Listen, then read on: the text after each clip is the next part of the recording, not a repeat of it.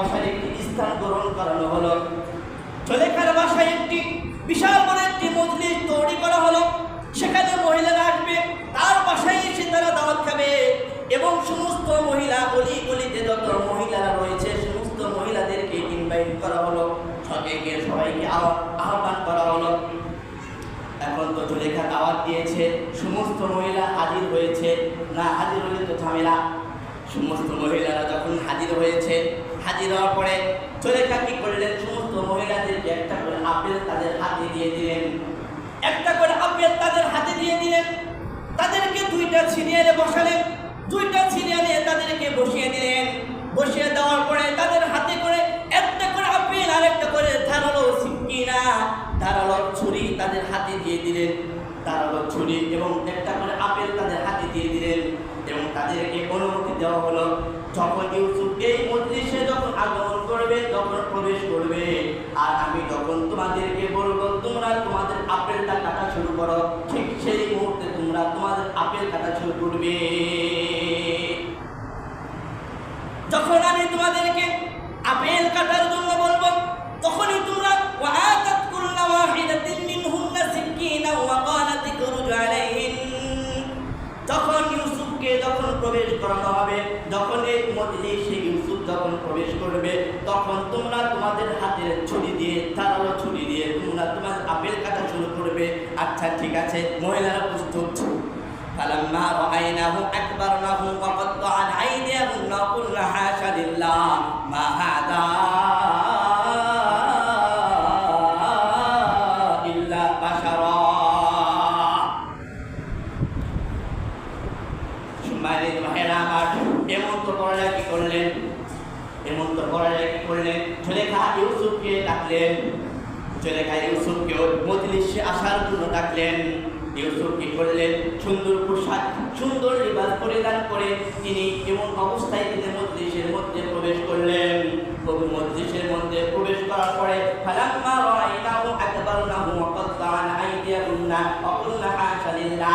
যখন ইউসুফ প্রবেশ করলেন, প্রবেশ করার সাথে সাথে জুলেখা তাদেরকে বলে দিলেন, তোমরা তোমাদের হাতে আপেলটা কাটা শুরু করো, তোমরা তোমাদের ওই ধারালো ছুরি দিয়ে তোমরা তোমাদের আপেলটাকে কাটা শুরু করো। যখন ইউসুফ আলাইহিস সালাম যখন মজলিসের মধ্যে যখন প্রবেশ করলেন, সমস্ত মহিলারা ইউসুফের দিকে দৃষ্টিপাত করলেন, ইউসুফের দিকে তাকালেন। ইউসুফের দিকে তাকানোর পরে তারা নিজেরা নিজেদের হাত আঙ্গুলটা কেটে ফেলেছে আপেল কাটার বদলতে। তারা নিজেরা ওই ধারালো ছিটকি না দিয়ে, ধারালো ছুরি দিয়ে তারা নিজেরা নিজেদের হাতটা কেটে ফেলেছে। সুবহানাল্লাহ। তখন অনুমতি দেওয়া হলো, ইউসুফ যখন প্রবেশ করলেন, প্রবেশ করার পরে তাদের অনুমতি দেওয়া হলো, তোমরা তোমাদের ধারালো ছুরি দিয়ে তোমরা তোমাদের আপেলটাকে কাটা শুরু করো। আকবারনাহু ওয়া ক্বাত্তা'না আইদিয়াহুম। ইউসুফের সুন্দর চেহারা দেখে, ইউসুফের রূপ দেখে, ইউসুফের সুন্দর চেহারা দেখে সমস্ত মহিলারা ওয়াক্তা'না আইদিয়াহুম ওয়া কুলনা হাশা লিল্লাহ, সুন্দর ভাষায় আল্লাহ পাক রব্বুল আলামিন পবিত্র কালামুল্লাহ শরীফের মধ্যে কি চিত্র আকারে আল্লাহ পাক রব্বুল আলামিন সেই ঘটনাকে তুলে ধরেছেন। সুবহানাল্লাহ। ওয়াক্তা'না আইদিয়াহুম ওয়া কুলনা হাশা লিল্লাহ। প্রত্যেকটা মহিলা আপেল কাটার বদলেতে আপেল না কেটে তার চেহারা দিকে তাকিয়ে এতটাই আকৃষ্ট হয়েছিল, এতটাই মনোমুগ্ধ হয়েছিল, তারা তাদের হাতটাকে কেটে ফেলেছে আপেলের বদলে, কিন্তু তারা বলতে পারবে না। অকুল্লা হাশা লিল্লাহ। তারা বলে এটা তো কোনো মানুষ না, এটা তো আল্লাহর মহিমা। হাযা বাশারা, এটা মানুষ হয় কিভাবে? ইন হাযা ইল্লা মালাকুন কারীম, এটা মনে হয় ফেরেশতা, এটা মানুষ হতে পারে না। তারা অবাক, হতভম্ব, আশ্চর্য হয়ে গিয়েছে ইউসুফকে দেখে। তারপরে জুলেখা বলেন, ক্বালাত ফাযালিকুন্নাল্লাযী লুমতুন্নানী ফী, ক্বালাত ফাযালিকুন্নাল্লাযী লুমতুন্নানী ফী। ইউসুফ আলাইহিস সালাম জুলেখা বললেন, দেখো মহিলারা, তোমরা এক নজর দেখে তোমরা তোমাদের হাত কেটে ফেলেছো, আর এই ইউসুফকে আমি ছোটবেলা থেকে লালিত পালিত করছি, তাহলে আমি তার প্রেমে, আমি কিভাবে তার প্রেমে পড়তে পারি, আর কতটুকু তার ভালোবাসা আমার অন্তরে উদ্ভাসিত হতে পারে, কতটা তার ভালোবাসা আমার অন্তরে বিরাজমান হতে পারে, এটা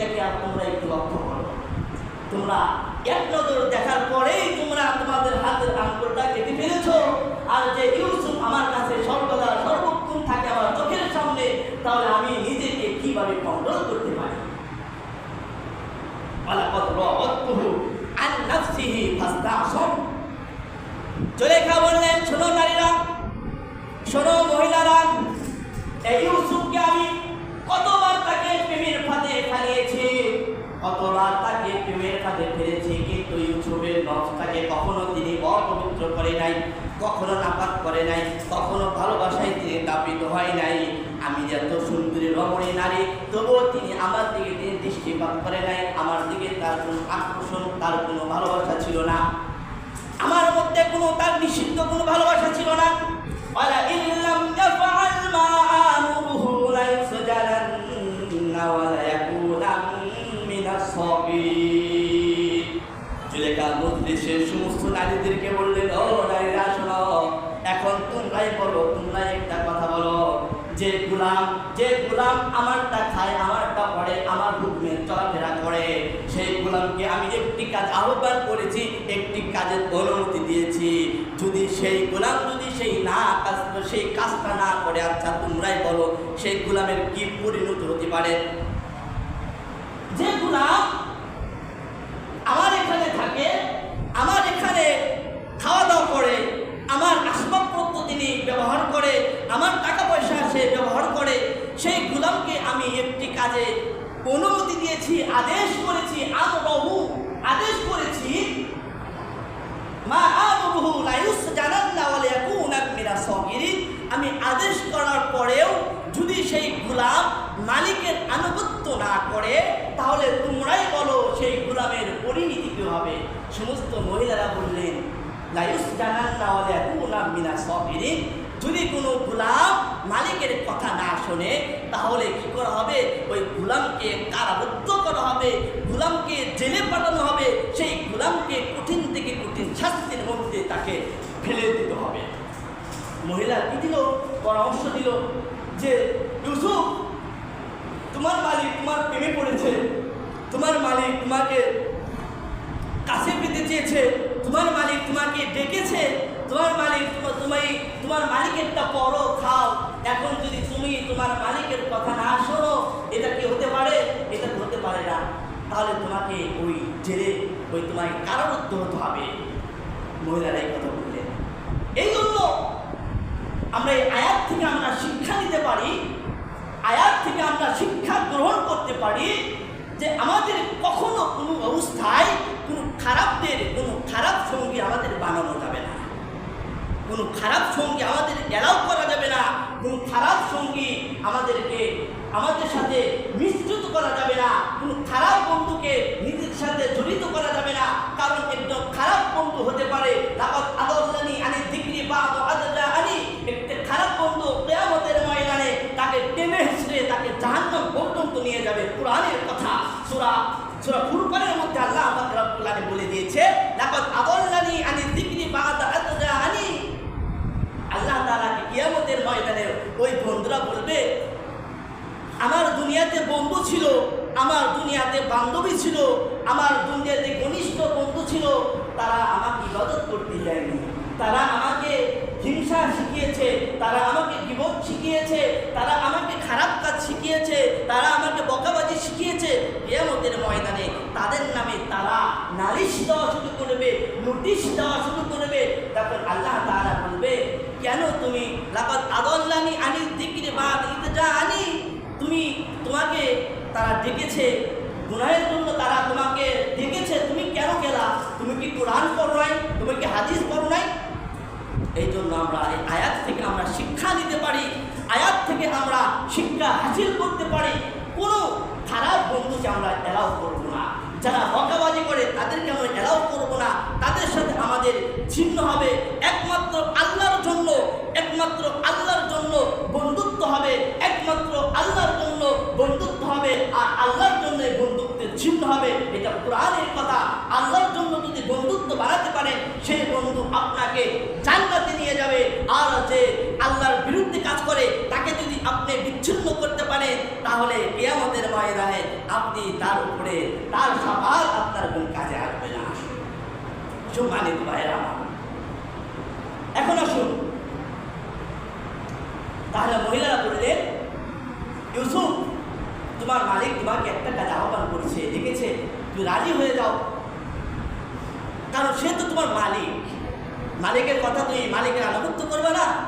ইউসুফ বললেন, ইউসুফ বললেন ক্বালা রাব্বি সিজনু আহাব্বু ইলাইয়া মিম্মা ইয়াদউনানি ইলাইহি ওয়া ইল্লা তাসরিফ আন্নি কাইদাহুন্না আসবু ইলাইহিন্না ওয়া আকুম মিনাল জাহিলিন। ইউসুফ আলাইহিস সালাম আল্লাহ তাআলার কাছে দোয়া করলেন, আল্লাহ এই মহিলাদের চক্রান্ত থেকে আমার কানে ওই জেলখানে আমার কাছে হুকুম হবে। ক্বালা রাব্বি সিজনু আহাব্বু ইলাইয়া মিম্মা ইয়াদউনানি ইলাইহি, তারা আমাকে যে পথে ডেকেছে, তারা আমাকে যে কাজ করতে বাধ্য করছে, আল্লাহ তুমি তাদের থেকে আমাকে ফিরিয়ে, আমাকে তুমি তাদের চক্রান্ত থেকে আমাকে ফিরিয়ে আমাকে জেলখানায় তুমি পাঠিয়ে দাও। ইউসুফ আলাইহিস সালাম দোয়া করলেন, আল্লাহ আমাকে তুমি কারারুদ্ধ করো, আমাকে তুমি জেলখানায় পাঠিয়ে দাও, এই মহিলাদের ছলনা থেকে, মহিলাদের ষড়যন্ত্র থেকে, চক্রান্ত থেকে তুমি আমাকে হেফাজত করে তুমি আমাকে জেলখানায়